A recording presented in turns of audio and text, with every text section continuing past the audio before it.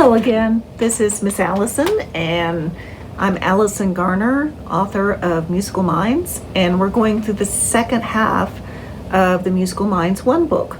And it's this book here. If you own it, this is the one we're using. If you don't have it, that's fine, but we're just going through what is available in the book and how to use it. And any children that are available can do some of the lessons that we're doing. But the one that they'll be most interested in, I think, will be the teacher's manual. When I get that video out, it will all be activities and lessons and singing and the movement that we do in group class, but also can be done in private lesson. They'd enjoy that. So this is more for parents and teachers. This is Unit 3. We did the first 2 units in the other video. It's part 1 had form and beat, rhythm, and meter. We are now going into pitch. And pitch, of course, is up and down. And we start out with activities that have them show with their bodies a high pitch or a low pitch. And so they do a high shape and they do a low shape. So if we're going back to number 1, number 2, and we're walking number 1, and then we do number 2 clapping, and back to number 1. If they hear this, they stop and make a high shape. When they hear this, they stop and make a low shape, which usually means touching the ground. And then we're back to walking. So those are signals. We also do things that that the movement that we do in a song, if the the pitch is going up and the melody notes are going higher, we show that with our bodies. I mean, it sounds simple, but it is part of integrating what they feel and hear and think and then react. So we want to ingrain that, and movement is an excellent way of visualizing music. So on page 45 I have the tune Up Down and Ring Around the Rosie.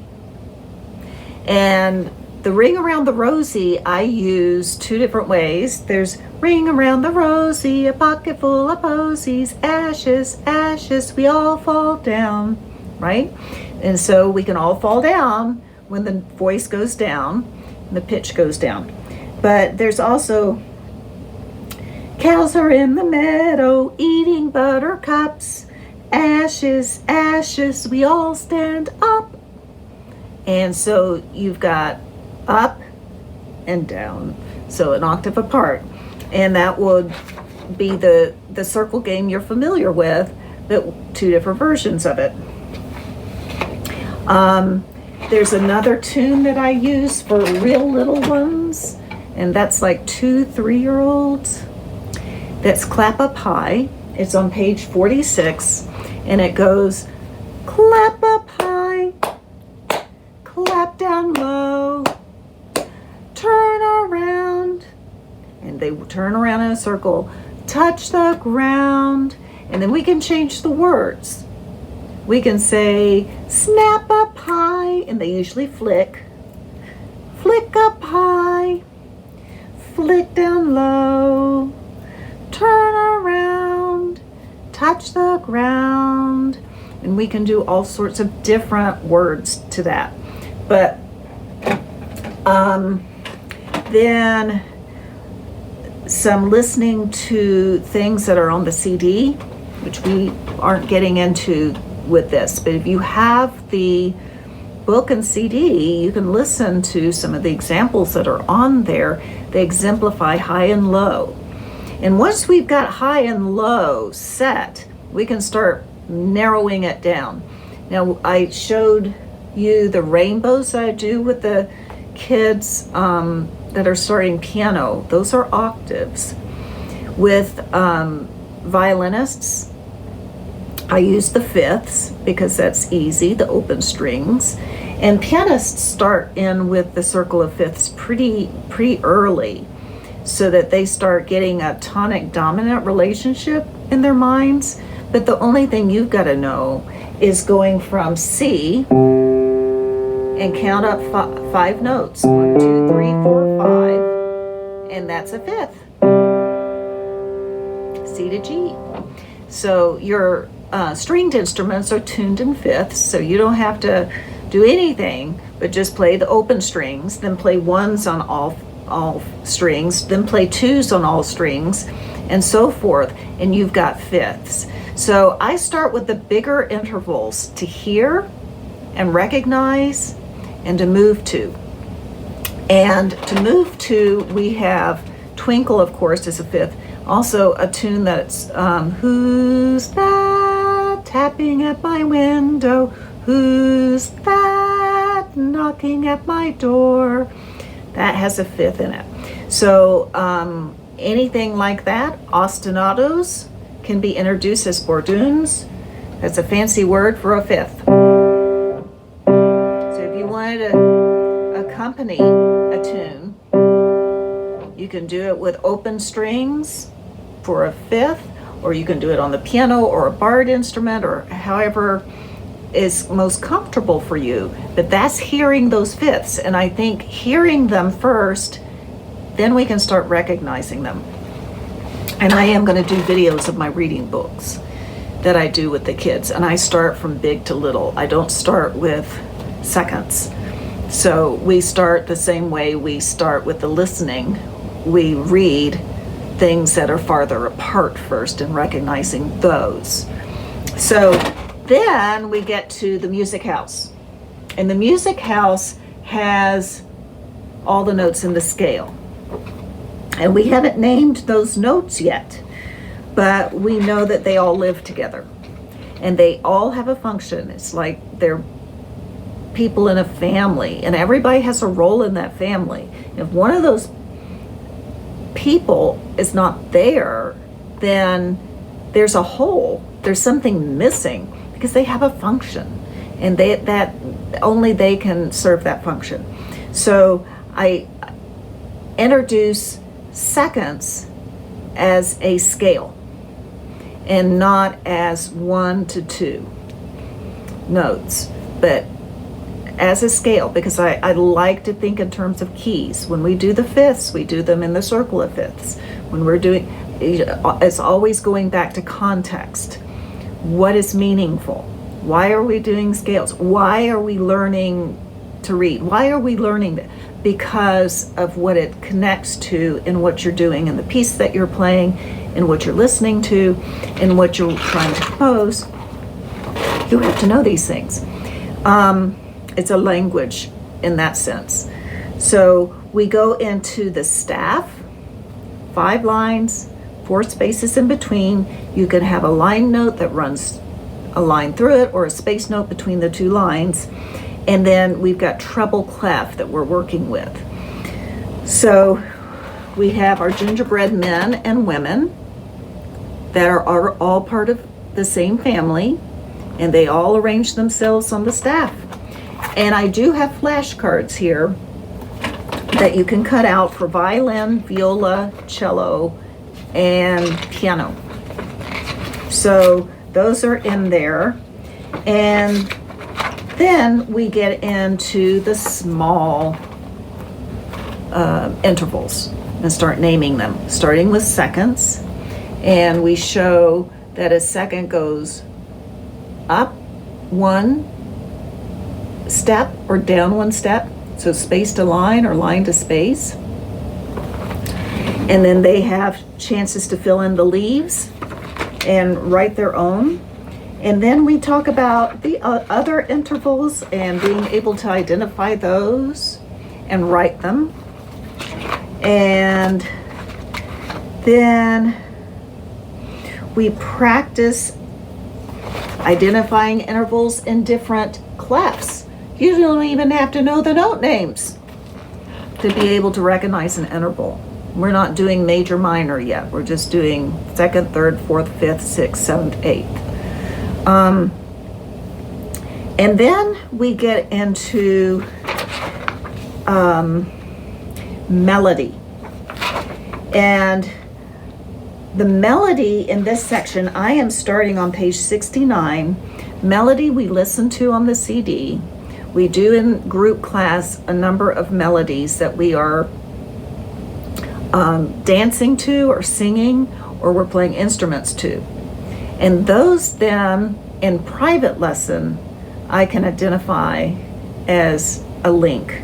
This is what you're playing in your piano lesson. That's a lot like the tune that we were doing in group class the other day that did this. And so to make those connections puts it once again in a context.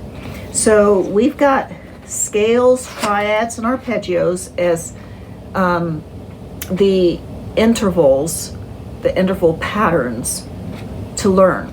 Now, I'm going to give a little aside here because it's not in the book. I do it through the reading book. But it does happen at this point.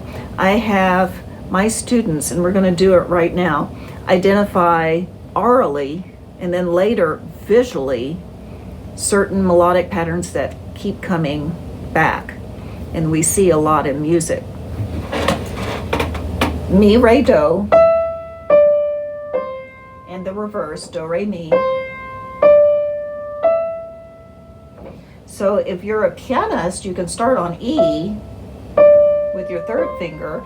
If you're a violinist, you can start with your 2 finger on your 2 tape and play 2-1 open, whether it's A or E is fine, and go back up. Another pattern that we do is so, do, so. Do, so, do. It happens to be the pattern we start out with when we're learning harmony. So we're learning it now just to get in our fingers and the ear before we start reading it. We don't read it in the book 1. We start reading it in book 1 reading books. So not in this book. So that's do, so, do. And for violinists, it can be open and then 1 on a lower string and open. For pianists, it's a 4th, so 2, 5, 2 will work in your left hand. And right hand, 1, 4, 1. 4, 1, 4. Right? So we're already in these patterns thinking in terms of the notes having a function. And I don't identify that for the kids, but we don't learn that this is the first note of a scale. We learn that this is the first note of a scale. This is home base. This is away. This is home base. So that note has a function, a very discernible function. Another pattern that I do is so, mi, la, which would be like a G, E, A. And then the triad, so, mi, do. And then, so those patterns, this is the time when I have them sing them back to me after I sing them, or I play and they play them back, and we just memorize them. So those are patterns that they got, and then they start to recognize them in the pieces that they play. Like they get to Happy Farmer and it starts out and oh, that's that so, do. I recognize that, and then when a lot of my students like to make up their own tunes. When they make up their own tunes, they've got some tools they can use. So then we go into some simple reading melodies in the back. I sometimes use those and I sometimes don't. That is up to the discretion of the teacher as is on page 85, key signatures and being able to identify key signatures. A lot of kids aren't ready for that yet.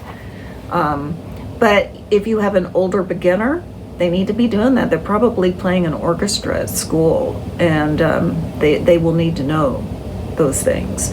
So that is at the discretion of the teacher. So I think that's mostly the pitch. The tunes that you have in the back, pages 86 and so forth, some of those are on the CD, so you don't have to sing them.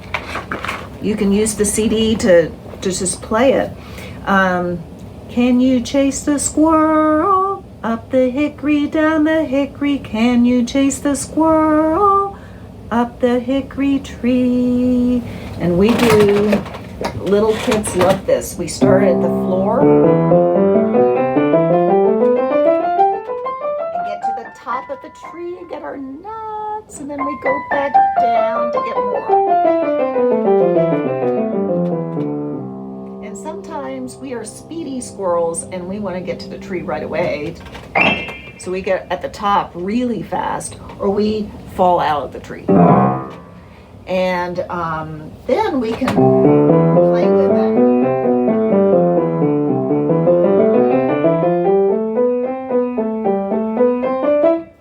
And then they're just going up and down with their bodies as they hear the scales. And I'll interrupt it with the tune so that it's in a form.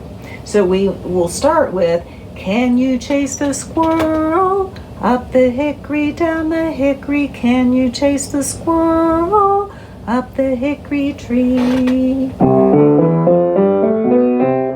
And then we do something with that, and then, can you chase the squirrel up the... It also calms everybody down for a little bit. They catch their breath.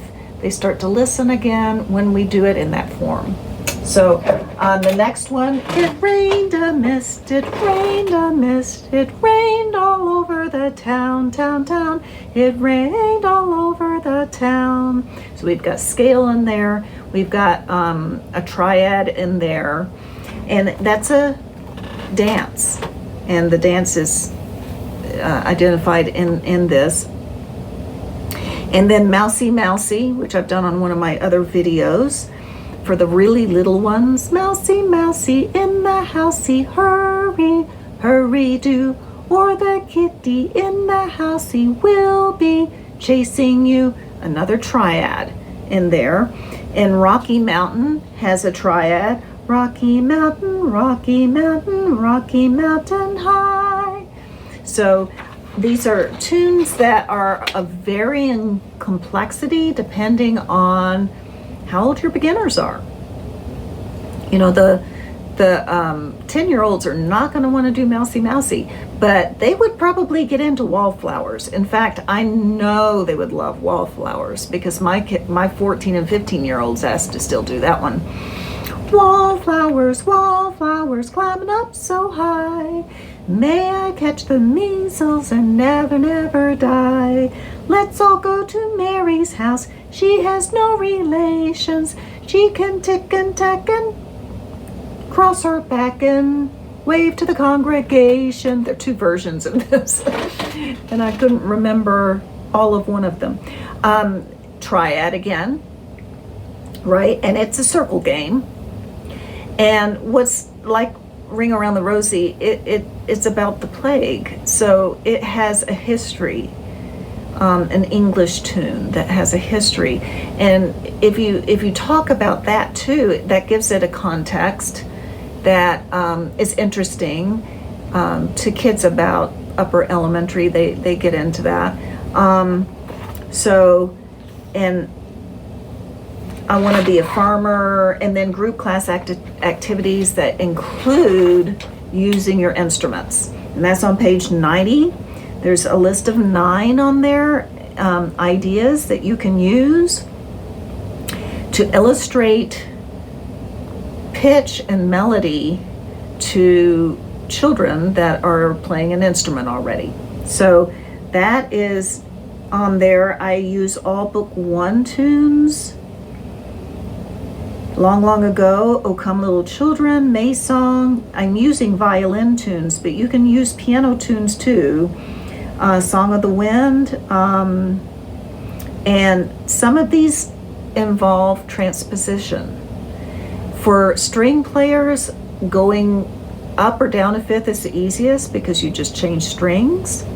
And that's a good way to get started with transposition. For the pianists, I stick with as few black notes as possible. And most of the pieces in early book 1 are in C major. We've got an A minor in there, some G major at the end, and a D minor. I stick with the C major tunes and maybe transpose those to G major or even to A minor, because they don't have to fool with any of the black notes that way. But the fingering is the same. So if we take Go Tell Aunt Rhody.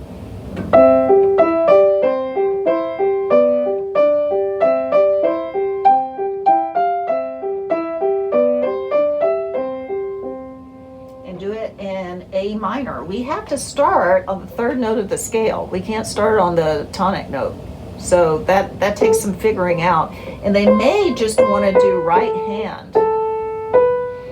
And I do it in natural minor just because they can do it by ear that way and not have to worry about black notes. Isn't that beautiful? So they love it because it's something they can do, but it's also hauntingly beautiful. So so transposition is the big thing that I get into at that point. And then then I have some additional tunes. Here's one. Bow, wow, wow, whose dog art thou? Little Tommy Tucker's dog. Bow, wow, wow. So we got mi, re, do in that. And da, da, da, da. We have a so, mi, la. And we have a triad. How good is that in that one little tune? So you can use it any way you choose.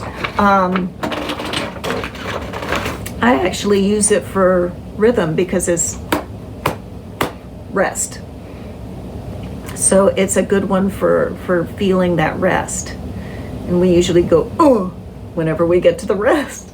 And it, you know, they can feel that beat there even though they're not having to make a sound on it with their instruments.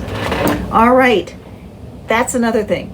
All of these tunes, once that's in their ear, and this goes right along with the pitch that we've been talking about in transposition, they can do this on their instruments.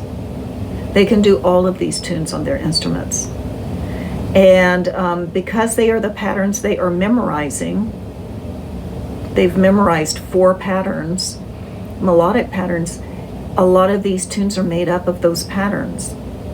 So if they stick with violinist in A major, cellist in D major, pianist in C major, they are just reordering a lot of the patterns they've already memorized and played and have learned from their Suzuki pieces. So they're just applying that now to the things that they're doing in group class or hearing on their Musical Mind CD. So the last section, it is tempo and dynamics. All right, so we have tempo and dynamics that are demonstrated in language, whether it's poetry or story or chant. We have it in movement. Movement can be dynamic. And then we have it in art, a lot of art. And art elements like texture have expressive qualities. And so I use all of those things to help identify what they're hearing. And so when we get into expressive qualities, that's when I pull out the art books a lot. and talk about brush strokes and lines, and can you make out the shape or not, and why do you think the artist made the shape so blurry, that kind of thing, because that we're manipulating those same things in music. It's just not something you can see, it's more abstract. So I start with the gingerbread boy. I'm not going to say the story again, but it's with dynamics. So every exclamation point is brought out, and my voice gets either louder or softer depending on what the part of the story is. And then we start to identify those dynamics in the story. Is my voice getting louder? Is my voice getting softer? I do that all the time with other other topics. If we're working on rhythm and we're doing 1, 2, tie my shoe, I use dynamics with that, so that they're hearing and responding to dynamics and tempo changes and articulation long before we talk about it. And so just like when we did This Is the Way We Dum Dum Dum, I usually do this as a whisper. So I'm introducing the concept long before I actually talk about it. So now we're talking about it, and I have the symbols for it. And the symbols are in here. You can cut them out and use them as flashcards as you wish. And same with tempo. So the group activities, I will not go into all of those. They are on page 103. You can do that with your child at home with the CD. And if you listen to my teacher's manual, a lot of these will be on there, and I will play them out so you know exactly how those lesson plans work. I think the most difficult thing for teachers and parents is to get all this material and think, what do I do with it? And really, there's no right answer. You can use the CD, start at the beginning and just go through the CD. You can start at the book and go through the book and just follow that through. And the CD and the book are coordinated. You could also just take the teacher's manual and follow every lesson plan exactly as it's written out. Or you can be like me, where I can't follow a recipe for Love Nor Money. I want to change everything as I'm going through it. And that's what I do when I do lesson plans. Well, I think I'll have a little of this and a little bit of that, and then, sprinkle that in. And so I'm that kind of mind. So those people can just have all the materials they need to put it all together the way they like it and the way they're comfortable. So it is as you need. Okay. So the dynamics, I have a lot of musical selections: Peer Gynt Suite, Pictures at an Exhibition, Surprise Symphony, Symphonie Fantastique, the Fantasy Impromptu, lots of pieces, and then Night on Bald Mountain, and then many, many books and folk tales that I've used that are really good for dynamics and articulation. And then, of course, the movement activities that are so good for that. So that is the bulk of the book. At the back, I have Application of Musical Concepts. That's page 111. That is taking one element, like a poem, and doing all these different things with it in a class, so that you're not juggling a whole lot of different materials, but you've got so many directions you can go with this one thing and make it what your students need. So, for example, on page 111, I have the poem Bernie Bee. Bernie Bee, tell me when your wedding be. If it be tomorrow day, spread your wings and fly away. Well, then we could go with rhythm. We could do the beat. We could do the rhythm. We could actually do a dictation of the rhythm if your kids are that far along and write out the rhythm that they hear. We could use ostinati, just layer it, different instrument for every child so that it becomes orchestrated. We could put it in a form so that that poem then has an interlude that's an instrumental interlude or some kind of sound, or we just wait 4 beats and then Bernie B again. There's so many directions we could go with this depending on what your students are interested in and where they are developmentally. So let's see, yet dynamics and tempo changes. That's another one that we can do. We could even put this in a melody because they know 4 melodic patterns. We could use those melodic patterns to make a melody out of this. The more advanced kids would find that very, very fun and rewarding. So that's just one poem, but there's so much we can do with it. So I have several ideas like that here. Page 112, Peter Pumpkin Eater and Baa Black Sheep. I use both of those poems to make kind of a melody harmony thing. And then the Jumblies on page 113, which is a more advanced poem. There was a tree, and then Winkin', Blinkin', and Nod. So that is what Musical Minds 1 is. Now, as I say, Musical Minds 1 teacher's manual will have examples of actual classes. So those would be great to do with your students or with your children. And it will be enriching for everyone. The Musical Minds 1 reading books I have for all strings and then piano. And since I'm a violinist and pianist, I'll be doing it at least in piano and maybe in violin as well. So I'll have separate videos for those. You do not have to purchase the materials. If you want to purchase the materials, you can, but it's not a requirement. I just hope that this is helpful and useful to parents and teachers.